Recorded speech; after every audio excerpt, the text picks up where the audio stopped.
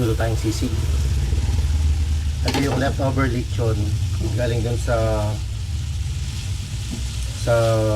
birthday ni nanay nakaraan. Biglang naisipang mag-inuman ngayon.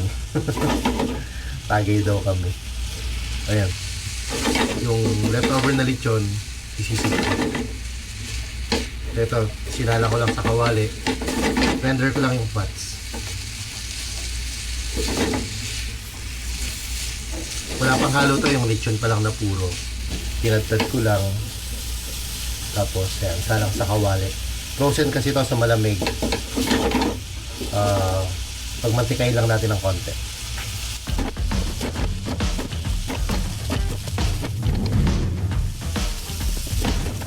Meron ako dito, mixture to ng toyo, suka, at saka kalamansi. So, buhusan lang natin.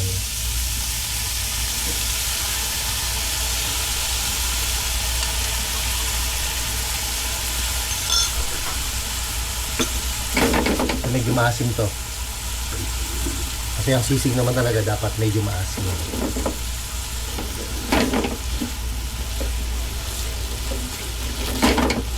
Pa-absorb ko lang yung lasa ng toyo, suka, kalamansi. Malakas ang apoy. Paminta.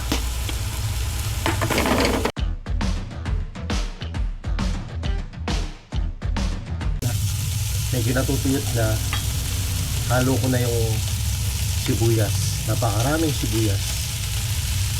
Mas maraming sibuyas, mas masarap. Tapos siling green.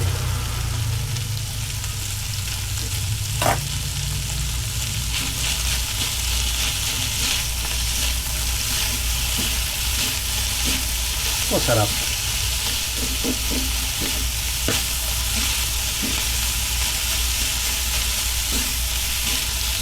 Ang hiwa ko ng sibuyas pahaba.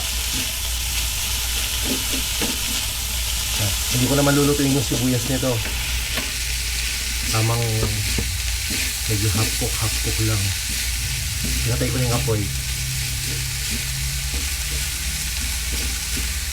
Yung carry over na yung magwe-well done. Yung spices. Para hindi masyadong overcook yung sibuyas. Masarap kasi yung sibuyas sa pulutan na medyo crunchy. Ganyan daw.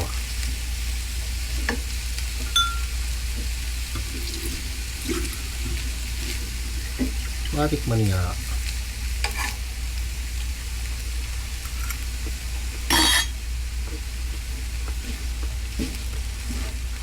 Sarap.